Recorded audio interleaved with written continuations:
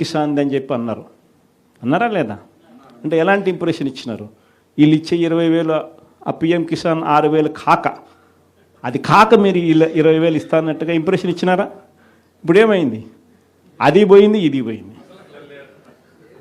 అది పోయింది, ఇది పోయింది. ఇది నిలదీసే కార్యక్రమం.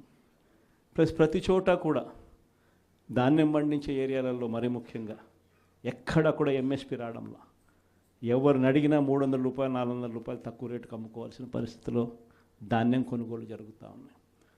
ఎక్కడ కూడా ఉచిత పంటల బీమా, ఇంతకుముందు మన ప్రభుత్వంలో ఈ క్రాప్ చేసి ప్రతి ఒక్క రైతుకు ఉచిత పంటల బీమా అందుబాటులోకి తీసుకొచ్చాం. ఈరోజు ఉచిత పంటల బీమా ఎత్తేసినారు. వీటి అన్నిటి మీద క్వశ్చన్ చేస్తూ ఈ నెల 13వ తారీఖున కలెక్టరేట్ల దగ్గర రైతుల తరపున మనమంతా కూడా రైతులను వెంటేసుకొని పోయి కలెక్టర్లకు మనం వినతి పత్రం ఇస్తూ, అయ్యా రైతుల సమస్యలు ఇవి, పలకండి, పట్టించుకోండి అని చెప్పి గట్టిగా డిమాండ్ చేసే కార్యక్రమం 13వ తారీఖున చేస్తూ ఉన్నాం. అదే మాదిరిగా 27వ తారీఖున కరెంటు ఛార్జీల మీద బాధుడే బాధుడు. ఎన్నికలప్పుడు ఏమని చెప్పావయ్యా, కరెంటు ఛార్జీలు తగ్గిస్తానన్నావు, అన్నాడా లేదా? బాగా మన యూట్యూబ్లో కూడా నేను నా ట్వీట్లో కూడా పెట్టిన ఆయన అన్న మాటలు.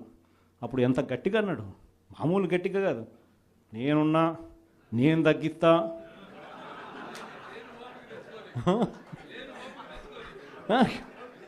అన్న మాటలన్నీ కూడా మామూలు మాటలు కాదు. తీరా వచ్చిన తర్వాత 6 నెలలు తిరక్కమునిపే 15,000 కోట్ల రూపాయలు బాధుడే బాధుడు ఉట్టి కరెంటు మీద. సో దీన్ని క్వశ్చన్ చేస్తూ 27వ తారీఖున 3వ తారీఖున జనవరి 3వ తారీఖున ఫీజు రీయింబర్స్మెంట్ అందక పిల్లలు ఇబ్బందులు పడతా ఉన్న పరిస్థితులు. మనం ప్రతి క్వార్టర్, ప్రతి 3 నెలలకు ఒకసారి పిల్లలకు 3 నెలలు అయిపోయిన వెంటనే ఫీజులు ఇస్తూ ఉన్న పరిస్థితి మన ప్రభుత్వం. విద్యా దీవెన, వసతి దీవెన క్వార్టర్ అయిపోయిన వెంటనే, 3 నెలలు అయిపోయిన వెంటనే 4వ నెల వెరిఫై చేసి 5వ నెలలో పిల్లల తల్లుల చేతుల్లో డబ్బులు పెట్టి పిల్లలకు విద్యా దీవెన, వసతి దీవెన కింద పూర్తి ఫీజు రీయింబర్స్మెంట్ మనం ఇస్తూ ఉంటే, ఈరోజు ఈ జనవరి వచ్చేసరికి 4 త్రైమాసికాలు, ప్రతి త్రైమాసికం తర్వాత ఇస్తూ ఉన్న మన పాలన 4 త్రైమాసికాలు అయినా కూడా పట్టించుకొని చంద్రబాబు పాలన. జనవరి, ఫిబ్రవరి, మార్చ్ సంబంధించిన త్రైమాసికం ఏప్రిల్లో వెరిఫికేషన్ చేసి మేలో ఇవ్వాలి. మేలో ఎన్నికలు అయ్యాయి అంతే. జూన్ వచ్చాడు, జూన్ 4వ తారీఖు అంతే.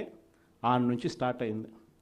జనవరి, ఫిబ్రవరి, మార్చ్ పోయింది, ఏప్రిల్, మే, జూన్ పోయింది, జూలై, ఆగస్ట్, సెప్టెంబర్ పోయింది, అక్టోబర్, నవంబర్, డిసెంబర్ 4 త్రైమాసికాలకు సంబంధించి విద్యా దీవెన పూర్తిగా ఎగరగొట్టాడు.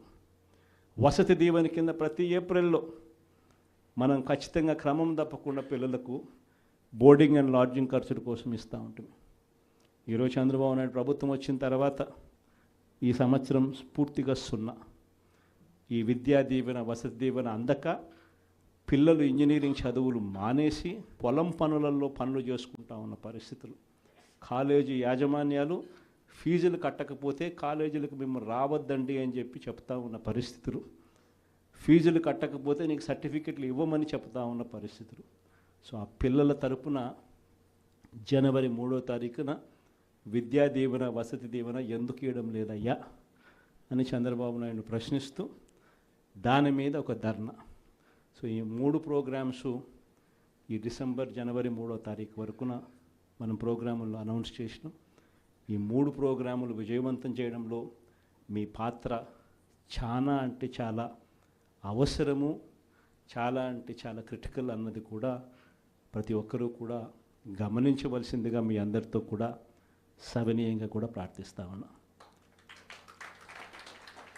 ఇది కాక నా ప్రోగ్రాంలు పార్టీ బిల్డింగ్ గురించి కూడా చెప్పాలి. ఎందుకనంటే మన పార్టీ గ్రామ స్థాయిలో కూడా మన పార్టీ బలంగా ఉంది. కానీ బలంగా ఉన్న ఈ పార్టీని ఆర్గనైజ్ స్ట్రక్చర్లోకి తీసుకొని రావాలి. ఆర్గనైజ్ స్ట్రక్చర్లోకి తీసుకొచ్చే కార్యక్రమంలో భాగంగా పార్టీలో క్రియాశీలక మార్పులకు ఇప్పటికే నాంది పలికినాం.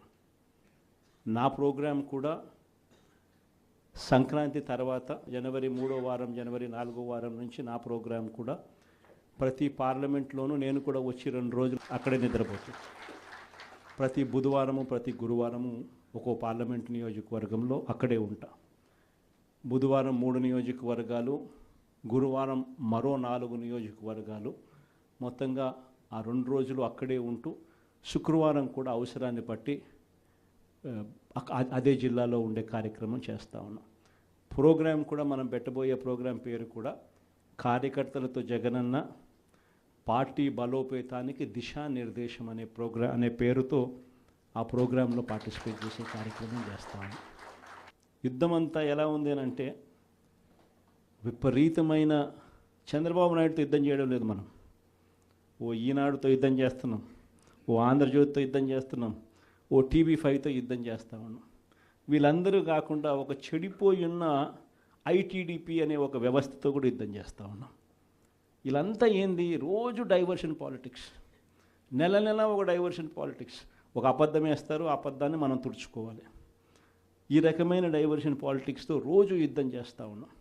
ప్రజలకు చేసిన మంచి ఏది లేదు, ప్రజలకు చేసిన మంచి ఏది కూడా చెప్పుకునేదానికి ఏమీ లేదు. కాబట్టి మట్టేయడమే, బురద వేయడమే అదే పనిగా పెట్టుకున్న ఒక వ్యవస్థతో యుద్ధం చేస్తాం. ఈ వ్యవస్థ లేక యుద్ధం లేక మనం కూడా చేయాలి అని అంటే మీలో ప్రతి ఒక్కరూ కూడా, ప్రతి ఒక్కరికి ఫేస్బుక్ పేజ్ ఉండాలి, ప్రతి ఒక్కరికి వాట్సాప్ ఉండాలి, ప్రతి ఒక్కరికి యూట్యూబ్ ఉండాలి, ప్రతి ఒక్కరికి కూడా ఈ మాధ్యమాలలో ట్విట్టర్ అకౌంట్ ఉండాలి. ప్రతి ఒక్కరికి కూడా మనం కూడా ఈ మాధ్యమాలలో మనకు కూడా ఉండాలి. ఎక్కడైనా మన గ్రామంలో ఏదైనా అన్యాయం జరుగుతున్నప్పుడు టకాని ఫోటో తీసి మనమే ప్రశ్నించాలి. ఎందుకు పెన్షన్ ఇవ్వడం లేదు ఈ అమ్మకు, ఇదిగో ఫోటో. ఎందుకు మా గ్రామంలో మా స్కూల్స్లో నాడు నేడు ఆగిపోయింది, ఇదిగో ఫోటో. ఎందుకు అమ్మఒడి రావడంలా, ఎందుకు మా విలేజ్ క్లినిక్లో పరిస్థితి ఇంత దారుణంగా ఉంది అని క్వశ్చన్ చేస్తూ ఫోటో తీయడం, క్వశ్చన్ చేయడం, అప్లోడ్ చేయడం. ఇలా ప్రతి ఒక్కళ్ళం తయారు కావాలి.